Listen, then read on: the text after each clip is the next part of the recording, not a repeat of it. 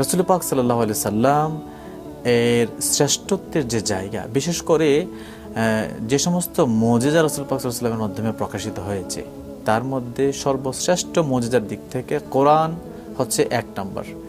তারপরে দ্বিতীয় অবস্থানে যে মুজিজা আছে সেটি হচ্ছে রাসূল পাক সাল্লাল্লাহু আলাইহি সাল্লামের পবিত্র মেরাজ।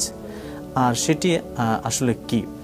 মেরাজ হচ্ছে রাসূল পাক সাল্লাল্লাহু আলাইহি সাল্লাম এর আল্লাহর সাথে যে সাক্ষাৎ হয়েছিল, পৃথিবী থেকে উনি যে ভ্রমণ করেছিলেন 7 আসমান পাড়ি দিয়ে, আরশে আজিম পাড়ি দিয়ে, সিদরাতুল মুনতাহা পাড়ি দিয়ে, তারপরে বাইতুল মামুর পাড়ি দিয়ে, এই যে ঊর্ধ্ব ভ্রমণ যেটি হয়েছিল রাসূল পাক সাল্লাল্লাহু আলাইহি সাল্লাম, সেটিকে বলা হয় মেরাজ। এবং সেটি সংঘটিত হয়েছিল আপনার নবুয়তের 10ম বছরে।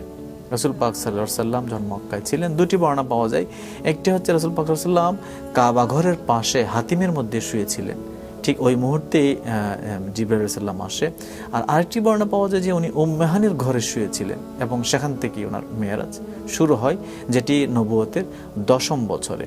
আল্লাহ রাব্বুল আলামিন কোরআন মাজিদে বলেছেন, সুবহানাল্লাযী আসরা বিআবদিহি লাইলাম মিনাল মাসজিদিল হারাম ইলাল মাসজিদিল আকসা আল্লাযী বারাকনা হাওলাহু লিনুরিয়াহু মিন আয়াতিনা। তিনি বলছেন যে তিনি সে মহান সত্তা যিনি তার বান্দাকে, যিনি তার হাবিবকে মেরাজ করিয়েছেন মক্কা থেকে একেবারে বাইতুল মুকাদ্দাস পর্যন্ত, এবং তাকে দেখিয়েছেন, ইসরা করিয়েছেন, তাকে দেখিয়েছেন তার নিদর্শনাবলী।